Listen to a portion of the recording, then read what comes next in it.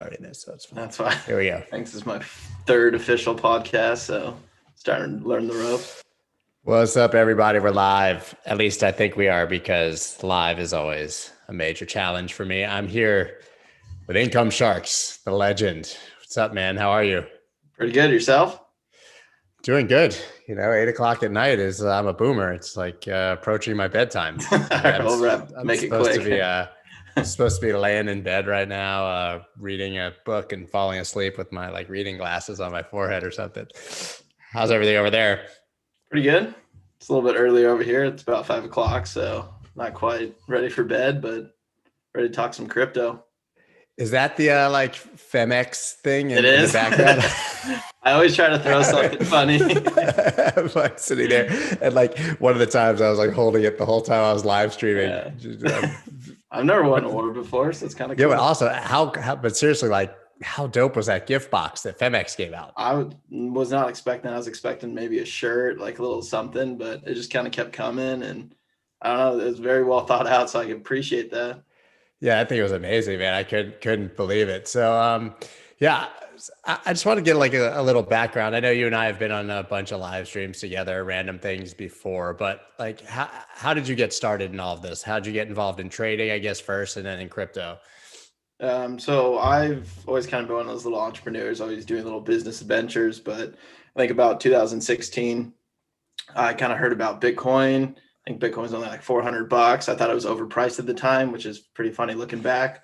But I kind of one night just I'm just going to give this kind of delve into it. And this is right. I think Ethereum ICO was about ready to come out. And I was like, oh, instead of buying the overpriced Bitcoin, I'm going to jump on something new. And that's where I just absolutely fell in love with crypto. The more I read people's opinions, thoughts, I kind of saw the revolutionary perspective of it. And that's where I really went heavy into crypto. Before that, I had traded stocks, just really small amounts. Again, I was kind of a little broke college student when I was kind of starting, so I didn't have a lot to play with. And then I was able to kind of work a little bit. And then once kind of crypto started, I was still working a full-time job, but I could just slowly see my passion start shifting towards that. And then I ended up kind of leaving the job. And then I just said, hey, I'm going to do this full-time crypto, threw a couple grand in there and just haven't looked back. So that's kind of been my origin story for how this whole started. Yeah. So everybody has their sort of origin story, I guess, of how they got into trading, how they got into crypto, but then it's a whole other ballgame for how you got a Twitter following and start a group and you start to get clout or whatever. I was just a DJ, and so I had a blue check, and I got lucky because when I started talking about crypto, people all of a sudden thought I was a crypto expert because I had a blue check already, I guess. So that's my best guess at it. But why do you think that you've been able to kind of build such a strong following, and and how has that, I guess, benefited you? And I know obviously you have your Discord and everything. Yeah, so I mean, kind of the following is one of those things I just kind of before I really learned a lot of things, I would just back test a lot of indicators and things. I just spent hours and hours looking at patterns and things. And then once I kind of felt good, I was like, hey, I'm gonna start kind of posting my ideas. And I was like, hey, do you guys notice this trend when this happens? And again, you get a couple likes here and there and nothing really gained traction. But I think I remember Vertcoin was when I think I kind of started exploding. It was it was like 50 cents. And I was like, you know what, this thing could be the next Bitcoin. And I started reading, and I just loving it. And I started posting charts and updates, and everyone's like, wow, hey, I'm making 50%. Hey, I'm making 100%. Wow, your call's doing great. I'm like, hey, this is going to $2. I draw a line to $2. It hit $2. And then just people kind of oh, this guy knows what he's doing. I was like, I don't know what I'm doing, but I think I do. And you kind of start connecting enough things, and you're like, hey, these patterns play out. If you really research a coin, you kind of have an edge. And then, I mean, I'd say that's kind of where the following started. So then people are like, hey, what's next? Then you find something else, and you make enough correct calls, and people start trusting you. You start trusting yourself, and then you just kind of start learning from there. And I joked on Twitter the other day that every once in a while I get a random DM from you, and you're like, check this coin out, no shill, no anything. It's just check this out. I'm looking at it, whatever. And I learned the hard way to pay attention, because I did not pay attention one time. And I looked 4 hours later and it was 3x or something. But you obviously have a knack, I think, especially with seemingly lower caps. Not that you're not good at the other coins as well, but it seems that you have a real knack for sort of identifying what's about to move. at the Yeah. moment. You know what I And mean? and so for And me, what's helped me with the micro caps is I do have kind of a little computer science website development background. And so for me, if I can look at a project and I say, hey, I can create that, I know it's just kind of garbage. And I'll go through probably every 20th Uniswap coin. I finally see something like, hey, you know what? They actually have a product that takes advanced skill. They're actually building something. They've put effort versus like, hey, here's a website with a WordPress template, a clone of an ERC20 Ethereum token. I mean, I could arguably do what these Uniswap people are doing in a couple hours. And so I like to look at like, hey, is this a cash grab? Are they just looking for money? Or is this a team of developers that have put in hours and hours? And you're probably going to see less likely a rug pull or something if a team has spent months building a product. You're not just going to go sell out real quick for millions versus, hey, let's clone or fork or clone a product, throw a website, use a bunch of buzzwords, and then just sell out when it reaches a certain point. So it's interesting though, because then like you sort of gathered a following from good TA, but yeah, now, sort of seemingly since the whole DeFi craze, it's really your fundamental analysis. And it's not like you're not doing fundamental analysis. Like you're doing it in a different way than most people. I've never heard someone say, hey, I'm going to go actually try to program this real quick and see if I can do yeah, it, then any dummy can. I've never heard that approach. So it makes sense that that's working for you. yeah. And I mean, I guess with like the TA and stuff, it's like there's no doubt I would still argue fundamental analysis is going to be the best. But if your TA is good, you can see the fundamental in a chart. If a chart just starts growing volume, all that stuff, obviously there's a reason people are buying. You don't need to know the reason. That's why you play into it. So it's fun for me to kind of switch back and forth from TA to FA because if I don't really know much about a chart, but I see it looks good, I'll just jump in because obviously someone else has done the research for me versus if there's not a lot of chart like Uniswap, there's not a lot of volume, not a lot of chart. I'm like, hey, I have to be the one that decides, hey, is this good? And then if it's good, I'll jump in. And then the volume kind of comes in, or it's like, hey, it's not. And part of the reason like I like sending accounts like you and whatever, I'll just throw a coin out there. It's like sometimes I get feedback like, oh, I've been approached by this coin, they're bad, or oh, there's some red flags. So I kind of like testing the waters. I'm like, hey, to me, this looks really good. If I've missed something, like somebody let me know. But if everyone's like, hey, this looks good, I'm like, all right, I think we have something that's actually legit. And kind of like the shopping coin I've talked about with you. I think it's pulled like a 5x now. It's me. I'm like, hey, you know what? In A like a lot of things week. look, yeah, in a week. And so for me, like, hey, this thing looks good. I'm gonna message a couple guys I have. I have a couple groups. I'm like, hey, do you guys see any red flags? To me, I don't want to be blinded. It's easy, you can get blinded. You think something looks so good, but if everyone's like, you know, that looks good, they're in. I was like, all right, I think we have something, and that's kind of how I see these legit projects kind of take off. Have you been a victim of any vicious rug pulls? So I actually survived all of 2020 without a rug pull, Me and I too. woke up on January 1st in the morning to my first rug pull, and that was with G Farm. That one pulled a 4x over a week, and I kind of took some profits and stuff, but I was still like, again, the product is still really good, but supposedly there was a bug in the code that made the coin worthless, and then the devs posted like, hey, sell, and it crashed to zero. And here it was, I was like, probably my most confident one. Everything was good, and there's some bug, and again, I don't know if it was a true rug pull or if there genuinely was a bug, but basically that one just, it went arguably to zero, and that was on the first day of 2021. I was like, wow, this is a great start to the year. But I mean, it's the price you pay with Uniswap, and at the same time, I was up 4x, so part of it's a little bit greed. It's like, hey, you did good, take some profits, and that's something I've learned That's a an little bit important, yeah, more. it's such an important lesson Yeah, in general. And what's crazy is like having the balls, I guess, to put your trades out publicly yeah, and to share it online. You're really putting yourself out there. I noticed even when I like simply said, hey man, this guy like showed me this coin, credit where credit's due, it's gone up. And our comments, both of us, is like, you two fucking scammers. yeah, of course. No, And I'm like, dude, I'm just like, this guy made a great call and I respect it, and yeah, but what is it like when you get that kind of abuse online? To me, I like overlook it, but I do hate the idea that someone might have lost money or something because of yeah, something I shared, given like they should know that they have to do their own diligence, do their own research and stuff. But there's a certain level of responsibility. So it's like really important to avoid those rug pulls. yeah, because they will. I woke up, yeah, January 1st, DMs full, everyone very upset and everything. But I think that one people are kind of able to calm down because they're like, hey, you know what? We know there's a risk. You don't make 50x, 100x plays in this like Wild West without taking the risk. And it's the same thing like nerds. I had almost 100x on that before. And I think rocks or something, I had like a 3x after that rug pull. So it's like, yeah, there's going to be some bad ones, but if you stick with it and you learn to risk or do risk management, like there's some gems out there. So it comes with the territory. And I think people kind of realize now it's like, hey, just don't dump all your life savings in Uniswap. Take a small amount. You can keep compounding, and growing that. So at least for me now, Yeah. if I get some hate from on like some of the calls, it's like, hey, you don't have to take it. Don't take the risk. I'm taking the risk. I can afford to lose that because I'm willing. That's my risk management. So if you want to join, let's do it together. If not, I don't know. I can't help you, but it is funny when you do a good call though. Everyone's your best friend. Like you're a genius. It's I great. fucking So love you. yeah. Yeah. So Yeah. I I mean, mean, for you posting that, I bet if they got in, they'd be like, "Oh my god, these guys are the best." But if they missed it, they're like, "Wow, I missed a 3x. These guys are scammers. We hate them. Like, why was I yeah. invited to the party?" Yeah, exactly. And we told you all about it. But Yeah, yeah, I mean, my approach to Uniswap, sort of what you said, and it's been such a weird shift for me because I come from like trading on, legacy exchanges and yeah, stuff with robust orders and, OCOs and trailing stops and stop losses and stuff.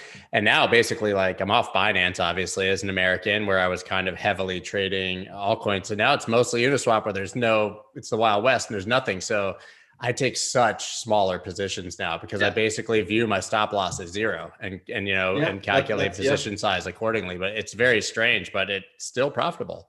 Yeah, no, I think that's the best way to phrase it. Your stop loss is your whole position. Liquidation is your position. And so, I mean, obviously, I like to think hopefully the projects I go in, it's pretty rare for rug pull, but you still plan for it. But also, even with liquidity, you don't throw 50,000, 100,000 Uniswap coin because you're going to pump it 50% yourself. You take it small because you also can't get a position. So it's kind of, Right. for me, I've had fun. You throw a couple F in Ethereum, you don't really care what's going on. You come back a couple days later, you're like, wow, it's a 3x. You take those, jump to the next one, and all of a sudden you're at like 50 Ethereum. You cash out half and you play the Uniswap game again. And of course, there's been some that just keep running. You're like, well, I'll probably see it on Binance one day. But for me, that's not really how I'm playing. I'm just like, hey, I'm going to get in early. It's either going to be one that takes off and I'm going to ride it, or I'm just going to find one that, what's the next gem? So Speaking of what's the next gem, you have any ideas? You want to share your screen, yeah. show some charts? There's a couple promising ones, but I was gonna hopefully share on one, but I found a couple red flags with one. Token economics and supply to me is really important because there's some killer projects. Everything looks so good. I go to trade it and I see there's like 6,000 volume. It's hundreds of billion supply, and I was like, all right, this is not doing anything. Versus while I'm looking at a coin, it's got like 100,000 million supply. I'm already seeing $1 million in volume. Like there's people are buying. And for me, one of my rules is if I see more 24-hour volume trading than the market cap, to me, that's very bullish on the project. So like the It's a great rule. shopping.io, I was looking the other day. I mean, at one point it was 4 million market cap trading almost 8 million in and out 24 hours. So people are buying it, like there's good volume there versus a coin. It could be 20 mil market cap, 6,000 in volume. I'm not going to touch that, even if I think the project's good, because you don't There's ever no want to be interest. first in Yeah. line. I know like it sounds good to be like, oh, I'm the first investor. I got in early. The people that are first, that's such a risk. You want to make sure people are buying it. People are convinced that the project's good. Then you jump in, which is still early. Then you can ride it. You don't want to be the first one like, hey, I dumped in a couple Ethereum. Yeah, I can't sell it. I just lost 2 Ethereum. And so Yeah. I just kind of play it that way. Yeah, it's sort of conceptually the same as like not trying to buy the dead bottom or top if you're a Yes. technical analyst. Like you make all your money sort of in the middle of the move, and same. You definitely don't want to be the dude who is all the liquidity. You Yeah, can't no, find that's any. yes. Definitely no good. So do you have any charts pulled up that you be Yeah, willing I to can share? pull up some That's what they're charts here here. for, man. They Yeah, want to see your everyone wants to charts. see the charts. They're like, why is this guy asking questions? Fucking annoying. Put something on. All right, so we'll look at the Bitcoin first. Sure. Yeah, All always. right. I'm curious as to your thoughts here for sure. Okay.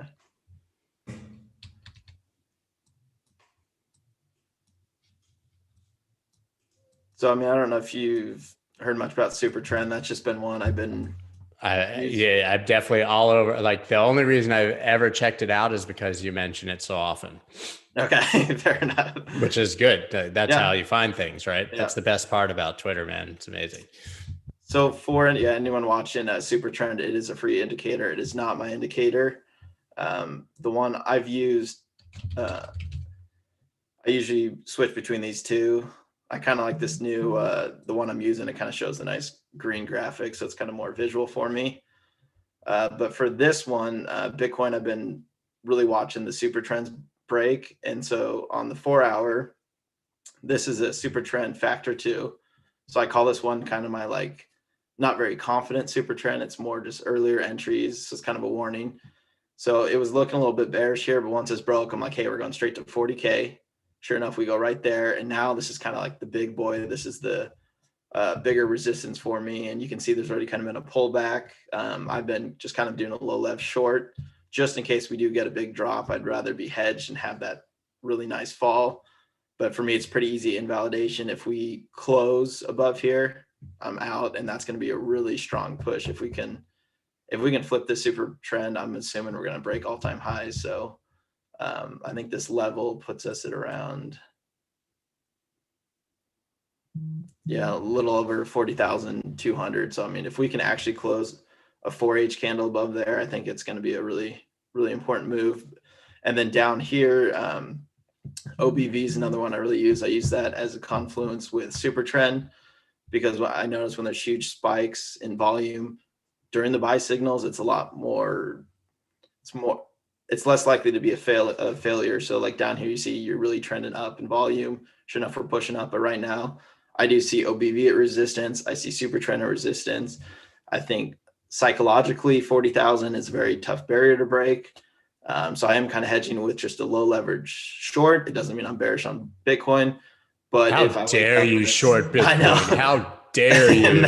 And that's something people have a really hard time understanding. Like I'm a very big scalper too, and I will be in a short for literally 10 minutes, pull out a quick 1,000, and people are like, "Oh, you're calling the top of Bitcoin." It's like, no, I want as much Bitcoin as I can get, and if I see a short, I'm going to short so I get more Bitcoin, and then sure enough, when it goes up, I'm going to have even double profit. So I was able to, I think earlier I just bought this dip down here about 31,000 and closed my longs, but I was just like, we're in a bull run until otherwise, and that's how I'm going to always play the trends. Again, I don't want to be the first to call the top, and that's what mainstream media is doing right now. They're saying it's a top, Bitcoin failed, which makes no sense to me. We're almost at 40,000. But CNN says we're in a bear market. Yep, we're doesn't feel like they haven't opened a chart. So yeah. Interesting because I kind of and I've showed it before. I don't even need to bother, but we had that sort of ascending triangle yesterday, and the top of that triangle is in the 36.4, 36.5 region, and kind of wasn't retested as support, and that sort of is in confluence with what you're targeting here with a whole other. And I've seen 3 or 4 different approaches on Twitter or from other analysts that are all kind of aiming at that area to some degree. Well, which means it will definitely not happen, by the way. Right. Yeah, we'll wake up to 44,000. But I mean, at least for me with super trend, I do like using the areas as targets or resistance. So right where you said about 36,000, you see it kind of flat, get a little flat there, and that's kind of where I would expect to either see a wick or a pullback, and that would be a great opportunity for people to reload possibly or take profits on a short. But like you said, we usually don't get what we want. So we'll see what happens around here. Since I've never honestly, I've never explored super trend and nobody's ever really explained it to me. Do you prefer it on the 4 hour? Is it effective on every time frame? Is it like many indicators where, so if you're swing trading, I would say 4 hours, but if you're kind of a long-term midterm holder, I mean, the daily is pretty hard to beat because if you look back at the super trend on the daily, I mean, it flipped bullish about 11,000. And again, I was looking for 10,000, 9,000 to reload a dip. And all of a sudden this thing goes, hey, we're bullish at 11,000. I loaded up more there, loaded more up at 16,000. That was that big dip. We saw everyone like, oh, bull market's over. Same thing when you got to touch, reload here. So from ever since 11,000, this thing say, hey, we're in a bull market. You buy the dip. Same here. We touched here. We didn't close. Great dip, great dip. So for me, I'm like, all right, I'm going to keep holding 11,000, 16,000. I'm not selling. And it's going to ideally give me some time to take profits before it even flips bearish. So for me, daily, I think I would use super trend on the daily to start like, hey, are we in a bull market or bear market? This shows bull, dips are for buying. And then I would come back to the 4 hour and start looking at the different factors and start to see, hey, if I want to swing trade, you know what, 40,000 a place to sell, rebuy here and kind of swing trade. So I guess it depends on what kind of trader you are, if you're going to be a midterm or kind of scalper swing trader. Yeah. I mean, I'm not a huge indicator guy. I mean, I love Yeah. RSI, but only for looking for divergences. And I've been Yes. through them all, but I mean, it's really hard to argue with what you just showed on the daily. And like you said, I know I'm using this indicator. I'm also not a big indicator guy because I think everyone thinks there's this golden indicator that can predict the future. You can't. Things are going to get false negatives. Some are going to work better in bull markets, bear markets. But for me, in a trending bull market, super trend is just a really good reminder.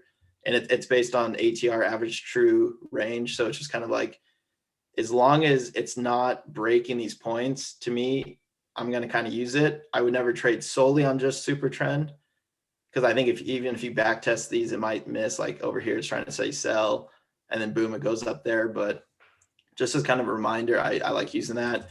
And I really like pairing it with OBV because, again, volume is very hard to fake. Volume to me isn't really an indicator. It's saying, hey, are people buying more or selling? So right now we're seeing OBV kind of peaked over 40K, coming back. But if this breaks, it's like, hey, we have the buyers. And that kind of throws my indicators out the window, because if people are buying, obviously there's demand. So you use for your volume analysis, you strictly use OBV. I notice you don't have volume Yes. candles at the bottom of the chart. I used to get so, and maybe I could go back to it, but starting out investing, I would get so thrown off of volume candles. I would see huge, big green candles. I'd buy in the next day, red, it all dropped. And so for me, volume, you can have big candles, but they can also be not ideal candles. It can be huge sell off that's led after a bunch of big green candles, or big red candles may not mean bearish, but people see it as bearish.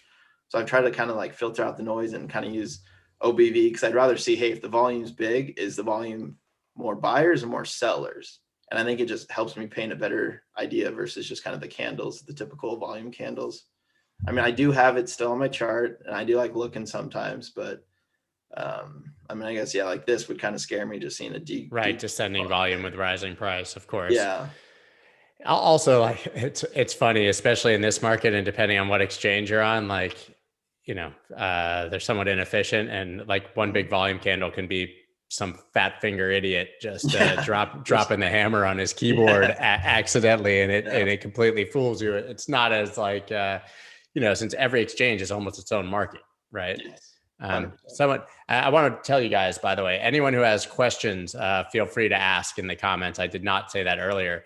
And somebody asked, I saw, where do you trade on for low leverage shorts?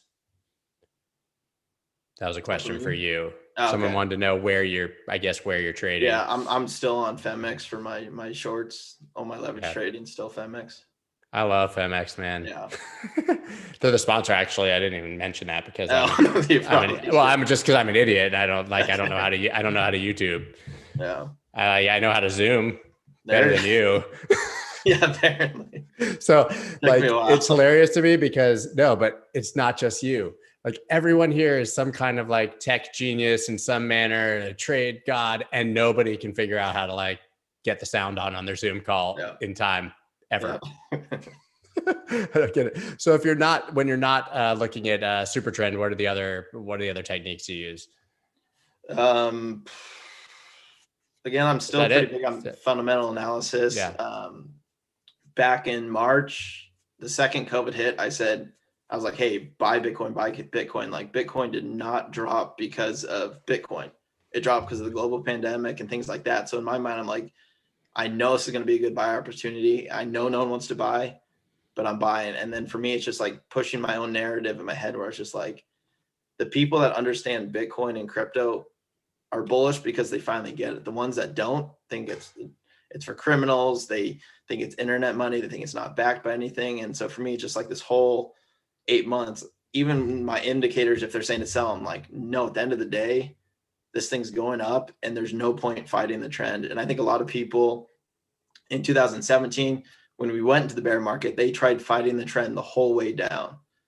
And although it's like I wanted to be bullish, I knew to be bullish. I was like, you know what? This is the time to be short. Let's wait for that time where things flip. And I think super trends kind of helped me to like double check my bias. But it's like, hey, no, like if we're in a trend, just don't fight the trend. Play it. And I don't care your indicators. Like RSI can show oversold for so long. Doesn't mean it's like a good time to like buy, or it can be overbought. Doesn't mean it's the top. So it's just like with indicators, definitely use them secondary. And I think that's just something I see a lot of people that are like, RSI is like this, I'm going to go buy it. It's like, hey, Bitcoin Yeah. or BitConnect's RSI is still showing oversold. You shouldn't go buy BitConnect. Like, just make sure you're like, have a decision. Like, you know what? The chart looks good. I'm feeling good about Bitcoin. Then let me go check RSI to see if it kind of confirms. And if it doesn't, that's not a huge deal. Or it's like, maybe like, wow, RSI is so bad. Yeah, I really probably shouldn't. But I would just, like you said, I would be careful with indicators, and I'd be careful to be thinking there's some magic golden one that's going to just print money. Yeah. Yeah, we're not the government. We can't do that. No, yeah. But yeah, it's interesting because, like I said, I use RSI, and maybe if something goes extremely overbought or oversold, it's gives me a reason to look Yes. at it, but that's about it. And I literally only use it to find divergences. And for me, it's just like you said, it's not 100%. It's just like, I know how to trade that. I'm comfortable with it. Yeah. And I know how to, more importantly than anything, I just know how to not lose a lot of money if I'm wrong when I trade those, and listen, on this drop, I was, the last couple drops, we had 4-hour bullish divergences with RSI, and I was looking for a third one here, and it just didn't happen. And the train kind of left the station.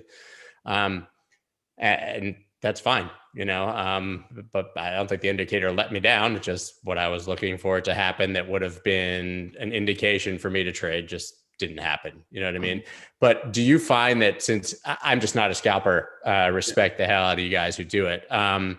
Do you find that like there's always a trade no matter what Bitcoin's doing? Like you could sit down and trade Bitcoin every single day, no matter what.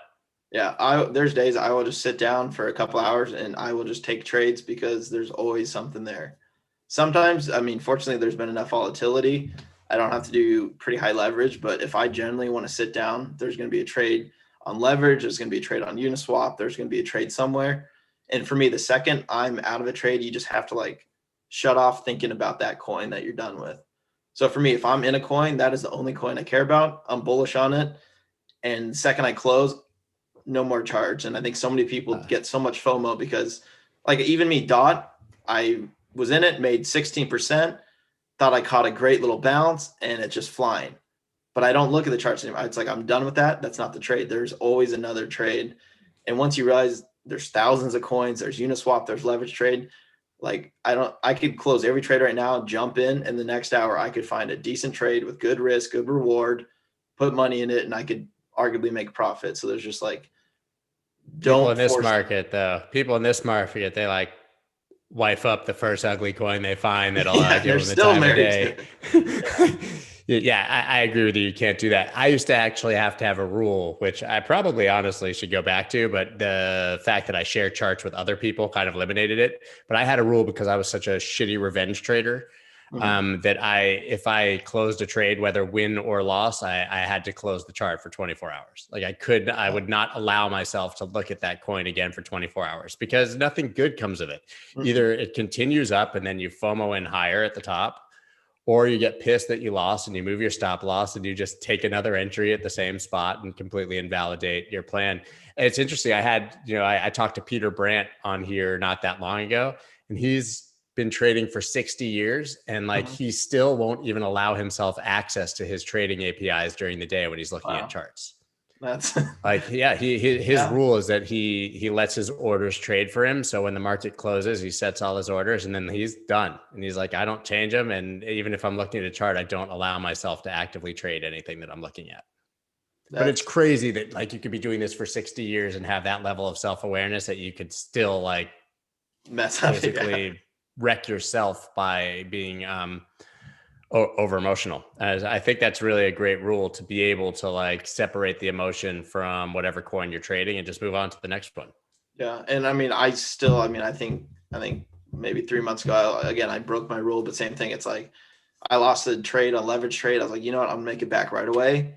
went a little bit bigger, pushed it, lost that. And then once you've gone to that emotional thing, it's just a roller coaster, and then just absolutely lost a ton of money that I would have normally done if I was like level headed. But it's good to know, like, hey, I don't make a lot of mistakes when I'm level headed and not emotional. The second I get emotional, make mistakes. And then same with even making profit. You made a monster trade. The second you make that trade, people are like, what's next? What should I invest next? It's like, no, there will be more. And so for me, I've been a lot better in this bull run. I'll make a really good trade. I just send 20, 30% straight to my bank, cash out. It's done. I don't even look at it. Then I can go reinvest. But it's like you said, I'll give 24 hours. Let's calm down. Let's figure out what the next trade is. Let's do some more research, because I still, in 2017, the second I'd be done with the trade, I would go dump it into the next coin thinking I could just compound profits. That would take a loss. Then I'm revenge trading, and then I just undid all my profits. So It's like being that dude at the poker table who like is like, my yes. limit is $25 a hand, and it's like 25. Well, I lost that 50 to get it back. 50, 75 is gone. Got to double it to 100, and you just compound your losses endlessly. It never works out. And honestly, poker, I mean, I feel like there's a lot of poker players because there's a lot of gamblers on crypto Twitter. But for me, it's so true with poker. It's like, yeah, it's tempting to keep calling and keep throwing a little money in to get that pot. But hey, you've lost a little bit, just fold, wait for the next hand. All of a sudden you get flopped an incredible hand. Here's your big money maker. You feel way better about this one. Push on that hand versus like, don't just be stuck in a hand. Don't be stuck in a trade. If a trade just keeps dropping, just cut it. Like, you don't have to wait for it to recover. Go recover with a better chance, a coin with that has a better chance to recover. And yeah, you pretty much just nailed it exactly. Yeah. There were some other questions. I'm just going to scan through here. Someone says, well, I'm assuming they're talking to you. They couldn't be talking to me. Why did you close that 100x long at the exact bottom? You could have just created another account, so you didn't need to look at it for a few months. That must be a joke. No, I did that. Oh, you did. All right. Yeah, it'd be worth a couple million, but I messed that one up. So I back in the March bottom, I did 100x long, the exact bottom on Femix at like 3,600, and I closed it because I made a $5,000 profit in the same day because it pumped up to 5,000. So for me, I'm going to be level headed, and I closed that trade. Little did I know that was the absolute bottom, and I think generational bottom. Yeah. So, I mean, yeah, I had the same thing, and I wasn't even trading it. Like I've told the story a million times, but that was March 12th, and it was like 9,000, and then when I went to bed, it was like 6,500 or something, and I was like, I'm just gonna throw some stink bids in here because I thought 6,000 was the bottom. Honestly, I didn't see the BitMEX cascade coming. And I just threw in like $4,000 bids spot. And I woke up 8 or 9 hours later. Just like the longest night of sleep I'd gotten in history. I don't know why. Like I'd never sleep more than 6 hours.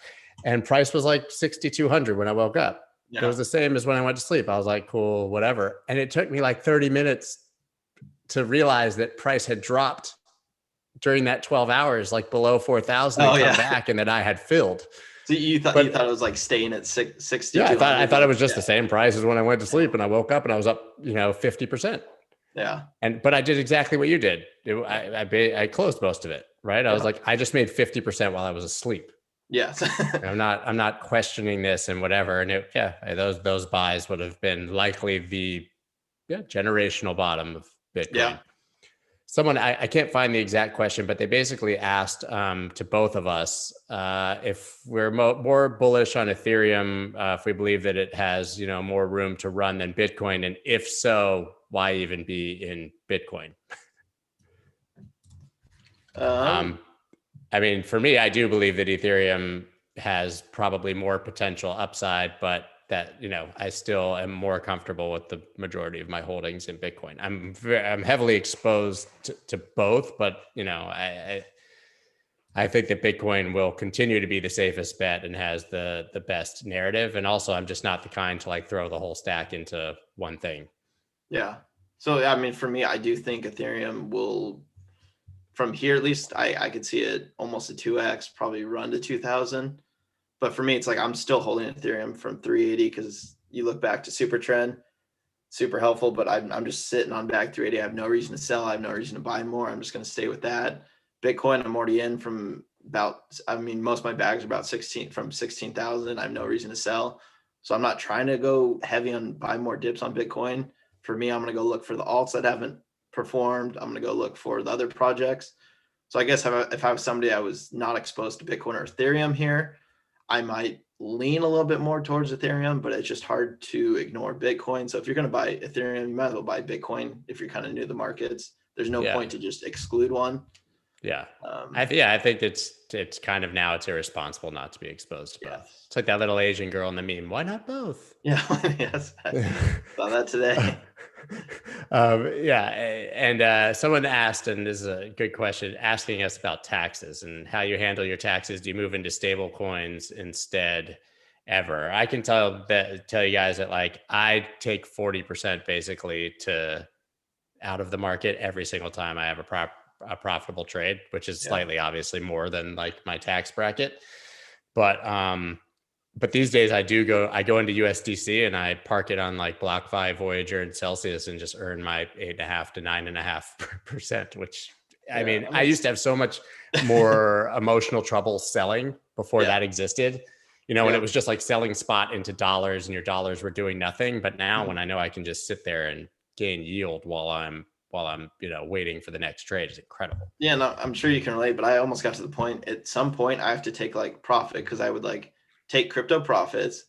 I'd invest those crypto profits into stocks. I'd make money on stocks and I take that profit. And it's like, and then I'd go throw it on like a Celsius network and I'm making more profits. And it's like at some point you have to just like take risk-free profits. You have to just be done investing in investment or like, I if that don't makes even sense, like, think I don't even think about it anymore because yeah, I've played that game and there was a moment like in 2017, 18 where I was almost the guy who had like the paper profits but would have had to sell yeah, at a terrible price to cover it. Not a lesson that you want to learn and the hard way. So for me it's like every single time I take a trade I pretend that like I owe the full taxable load on that exact particular trade and that money never comes back into the market. yeah, You know what I mean? Like it'll sit, like I said, it'll sit in a stable coin, but that's going to go out to dollars to pay yeah, taxes. exactly. Fucking taxes. Like we I could know. literally live anywhere in the world and be so much wealthier than we are There's some with this places bullshit. there's like, oh, we don't even pay capital gains. Like it's free. Like there's no Puerto taxes on Rico. trading. You Yeah. could that. So as an American, since people are asking about being American, and every time I mention taxes, people are like, "Bro, come to Portugal." And I'm like, Yeah. just because I bring my surfboard over there to hang out with you idiots doesn't mean that like I don't owe money to Uncle Sam. I come over there for 30 years and I still owe every penny of taxes in the United Yeah. States. So for Americans, the only place to really get a significant benefit is Puerto Rico because it's still in the United States, but they have their own tax laws. It's like they pay like 4% taxes and 0% capital gains. Yeah. But you have to live there. You have to Yeah. You prove have to, residence. You have to be there, 6 months in a day.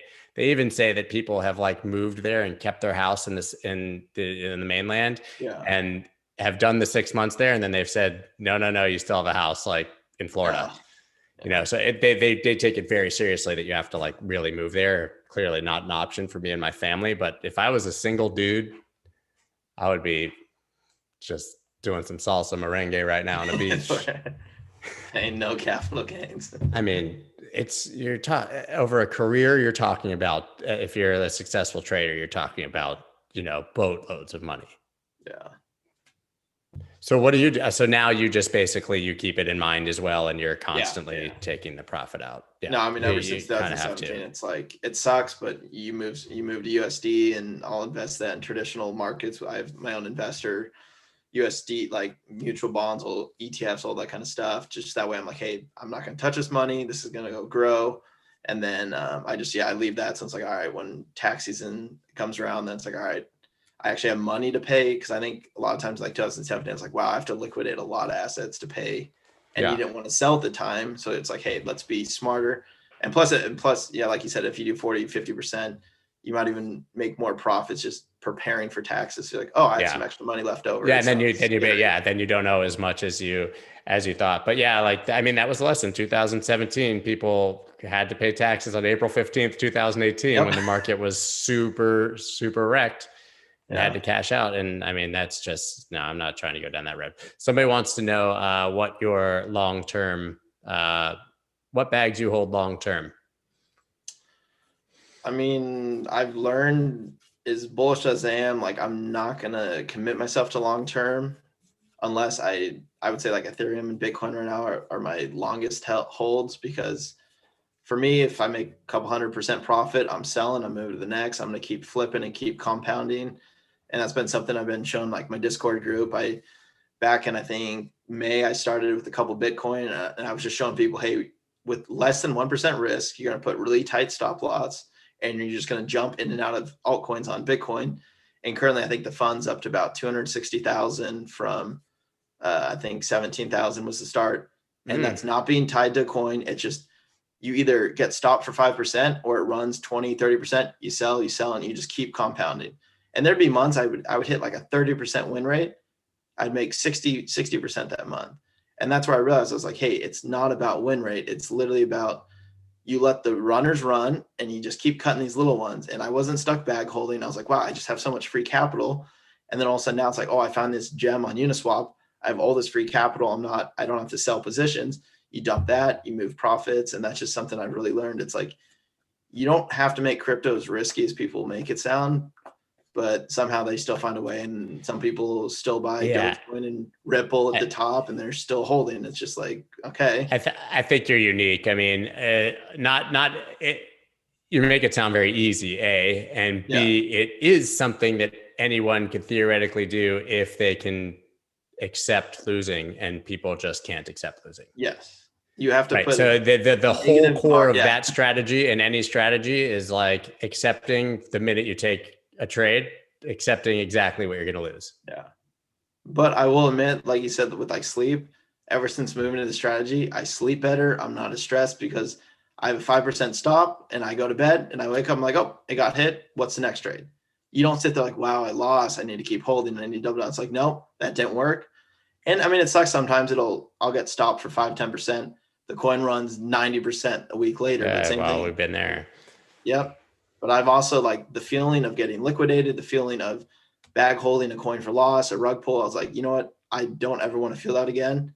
And I was like, wow, it's actually optional. You don't have to have that feeling of, I lost 50%. I woke up and my money's all gone.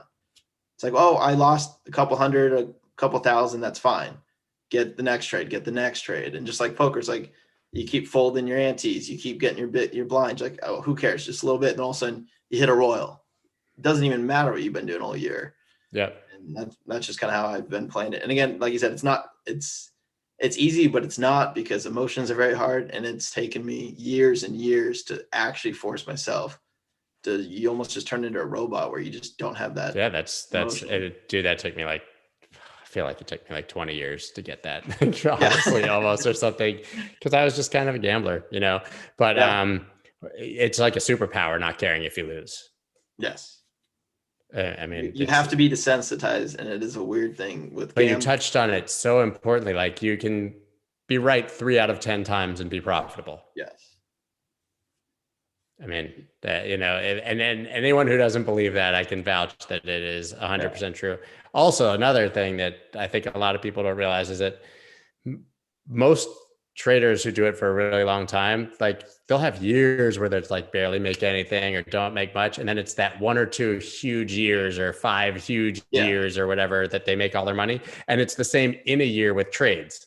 You basically just like base hits and strikeouts 90% of the time. And then you just hit this 1 or 2 massive home runs and they make your entire year. Yeah. You do like some massive 20, 30X while you're sleeping one morning and sell that. And you're like, good. Like, this year, it's absurd already. Like, the first week, like baseball, it's like you hit 300% or 300, you're hitting great. You're an all-star. You're striking out 7, or you're not getting on 7 out of 10 times. If you can, and like trading, like people forget, like trading, you can actually have an edge. It's not like the casino. The house isn't coming for you. You can't beat the casino, but like trading, like, you can get an edge. You can actually push that. You can do 50, 60, 70%. And so if you're with good risk management doing above 30, 40, like, you're a profitable trader. And you start going y'all have months where I'm like 80% win rate, and it's just incredible. And you're just like, well, you can't lose. But then you got to forget, sometimes there's months there's 30%. So as long as you can weather the storms and really push when things are hot, like you said, like, you have that amazing year of trading, that's all you need. And just don't expect every year to be a super profitable year. Don't expect every coin to be a home run. You just have to for me, I like to think, how much can I lose on each trade? I don't say, oh, Same. if this hits, I'm going to make 10 grand. No, it's like, oh, if I lose, I'm down like 20 grand. Probably won't do it. Or you kind of rethink, and it's just part of being that robot. You can still be a gambler at heart, and I'm still a gambler at heart, but I go, Same. all right, if my gamble's wrong, how much do I lose? And it's like, do I still want to take the trade? Yeah. And then I'll still do it. So Craziest thing is I can still degen out like on sports and yeah. fantasy and all that crap. I just can't do it with trading anymore. For whatever reason, I finally came to that like Zen Buddhist moment Yeah. where I, just kind of accepted my losses. Everyone in the comments is asking about easy. I don't know if that's an annoying Oh yeah, question that's or that's I can't post without someone's like, how's easy? How easy? So easy it's again, that's one. Got in about $2, pumped to $10, it went 5x. nuts. Yeah. So it's great. People gonna take profits on the way up. People probably bought at $10. And unfortunately, it's still paired with Ethereum. And Ethereum's been on a historic run the past 3 or 4 months. So why Yeah. would you hold easy? Everyone wants to keep. So I think easy is maybe around $4 now. It's like I'm still up 100% on my holdings. I am still holding because I do see the team, the fundamentals, like it's all there. It's just one where, yeah, I mean, I probably could have taken more profits too, but I'm still holding, still in profit. And eventually I think it's going to break through, but it's just hard when Ethereum is doing so well. It's like everyone's like, oh, why am I holding this coin that's going down? I'd rather go to Ethereum. And I mean, I would say I almost even broke my rule in that one where I probably should have cut it earlier. But I'm actually like, now I'm kind of stuck in it, but I'm like, all right, I'm going to think of that as a midterm hold. I'm still in Yeah, but profit. stuck in it at a 2x is not the Yeah, same I as know. Well, stuck in it yeah, down that's what I'm like. Yeah. 97%. Yeah. So it's like I have to keep reminding people, they're like, oh, you wrecked on easy. It's like, no, I'm still up double, but like I understand you maybe got in later. And that's what's tough too. It's like you post all these things and you don't know where people get entries. And I can see why people are upset. But at the same time, it's like, I don't know, you have to cut it or you have to use a stop loss. Like I don't have a stop on it because I'm in from the bottom. So I'm just going to kind of hold this and see where it goes. And I think, I don't know, it's kind of tough. Yeah, you got emotional people following you. Somebody said, Scott, can we talk about the 40K barrier and why it's proving to be such a barrier? Is Tether the thing keeping it down? If you follow me at all, I don't give even two little shits about Tether. Yeah. Doesn't matter to me. I think that it's an old narrative from years ago, and sure, maybe it was used to pump the market years ago, but at this point, that's not what's moving Bitcoin's price. You can't like have Michael Saylor literally like on every podcast and Twitter screaming about how they're buying billions of dollars and be Yes. worried about Tether that only has a $24 billion market cap. Like, it could be a bump in the road, but I certainly don't think that's what's like holding it at 40,000. Dude, we were in the low 30,000s like 2 days ago. Yeah. 40,000 is 40,000 is a dream right now. I think that the reason we dropped from this area, obviously there's a lot of selling interest and a lot of liquidity, and some of that is still there, and that's why you see bullish SFPs and bearish SFPs and people with supply, demand, and order blocks, all these things, all these strategies everyone's drawing. It's just different ways of finding where there's going to be a whole lot of people interested in buying and a whole lot of people interested in selling. And I still think, especially after you saw this sort of impulse move down 30%, you're obviously going to have people who are still bearish and think that they need to sell. And so this is the area that they're doing it. You're just going to see a lot of selling in this area. It's going to take a real push through, in my opinion. I don't know what you think. Word for word, same thing. Tether, that's old narrative. It's just, at least for me, I can tell when people are kind of newer to the market, they hear about Tether, it sounds scary, but it's just like, Tether, yeah, like you said, maybe helped in the very beginning years and years ago. It couldn't do what it's doing right now. And how many times it's been audited? Maybe there's still some corrupt stuff, but it's like at the end of the day, every one of my friends I know that like wouldn't touch Bitcoin 2017 all hit me up. Like I see so much retail. You see all these millionaires, billionaires, hedge fund. It's just like these guys aren't idiots. Visa's not an idiot. PayPal, Square, like these companies have done research, and you like there's a reason they're all jumping on board, and it's not because Tether's just keeping everything in float. And it's just like there is a demand, and yeah, common sense is a hell of a drug, man. it's hard to take. But I agree with you. It's like, and people always, I have the same sort of debate about regulation. Like, regulation's coming, no question, and there might be some dumb regulation. I don't know, but I can tell you that guys like Bill Miller and Paul Tudor Jones and Michael Saylor don't just whimsically put hundreds of millions or billions of dollars into an asset without phoning a friend Yes. and saying, hey, is this going to get regulated away and are we going to get destroyed? You know what I mean? And Yeah. especially, I think it's important for people to realize that when a company puts their cash reserve into an asset, they're not selling it. Like Yes. they have lawyers and shareholders and a board. And if he says it's his cash reserve and that's what they're using it for, is it's a hedge, the price doesn't matter. They're gonna eventually keep buying and they're not selling. imagine like a billionaire taking short-term capital gains and like Yeah. panicking on a 30K Bitcoin buy and selling at 35 because crypto Twitter said it's going to 10.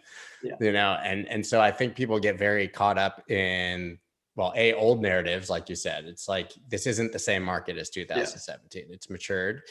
And they also just get caught up in these emotional ideas of all the bad things that can happen. And the signs, the bullish signs are just so vivid to me. Yeah. Just run, I think this year we'll see central banks starting to hold Bitcoin. I don't think the United States will, but I think that we'll start to see it. We'll be last, but we're coming.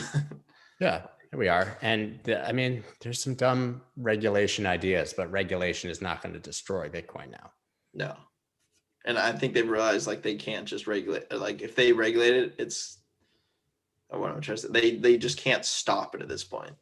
So they have to be like, all right, we have to find a way that it can work for us. And so yeah, regulation might suck, but at the end of the day, like regulation is going to be huge for mass adoption. So yeah, I agree. So someone said we need a bot that counter trades our emotions.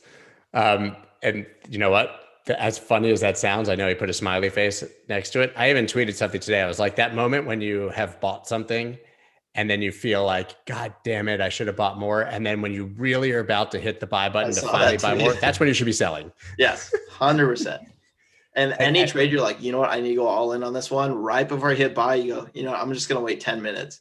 And you're like, wow, okay, I'm glad I didn't. Or like some of my best trades, I'm going to throw just a teeny bit, like nerds. I was like, I'm just going to throw a little bit in that one. Pulls 100x. Would have never thought that, but that's how it goes. And I think, but you would have never held the 100x if it was a bigger position. That too. And I think there's some merit to that because I forget who said the quote, but they're like, your smallest positions are generally going to be the most the best positions versus the big ones. You're either micromanaging it, you're too emotional. Because I mean, there's no doubt if you have a big position that you can't afford to lose, you're going to be so emotional. And that's rule one: do not be emotional trading. But if you can do a small trade, great. And that's why I think a lot of people paper trading, they do really well. They throw money, they get slaughtered because they start caring about it.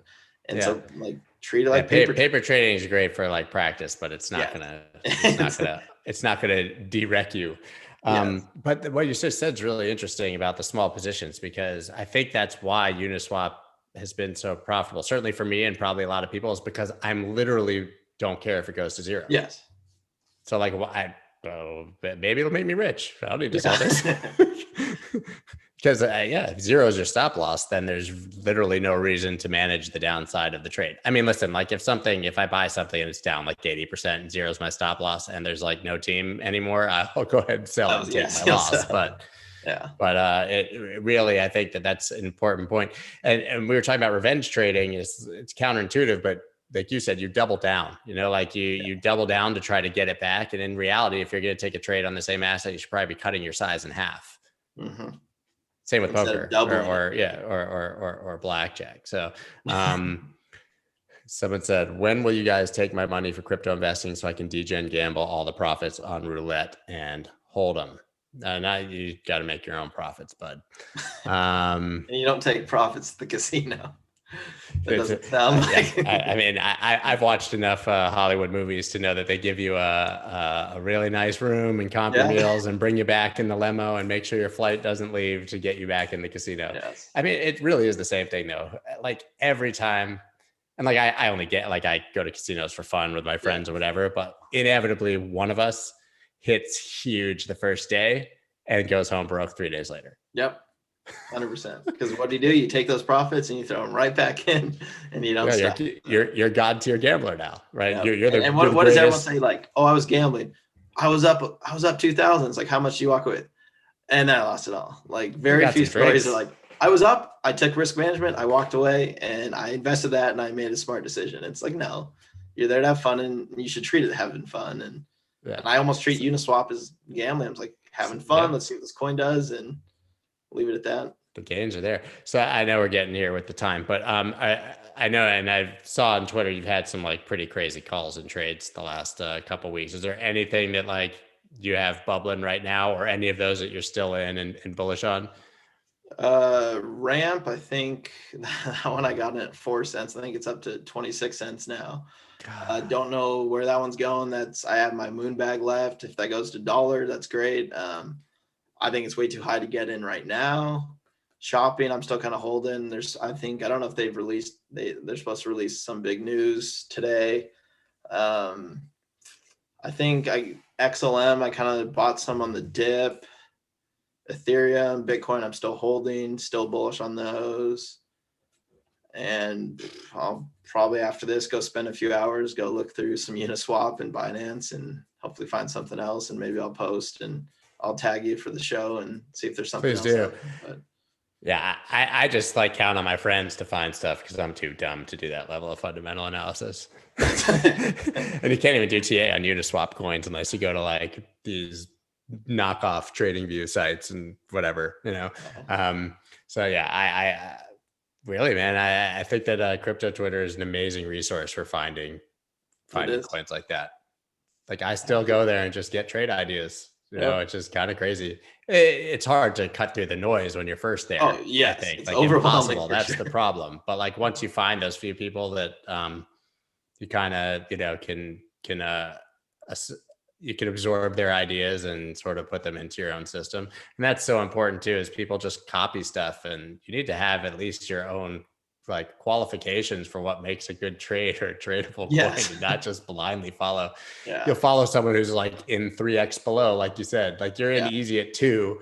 They'll like pull up your Twitter feed and 4 days later buy at 8 and be like, you said this was a great trade. Or the number one thing I say, I will post a trade. Here's a great setup. Here's great. No one takes a trade, or maybe, some people do. 2 weeks later, it goes up 5x. They're like, oh, is now a good time to buy? No, the good time to buy was when I said it was a good time to buy. And just people, they have such a hard time getting in when it doesn't look good, but they love getting in when it looks really good. And that's the worst time. I mean, it's that common buy the top of that huge green candle. Yeah, because I always wonder who is buying these candles, but someone's got to do it.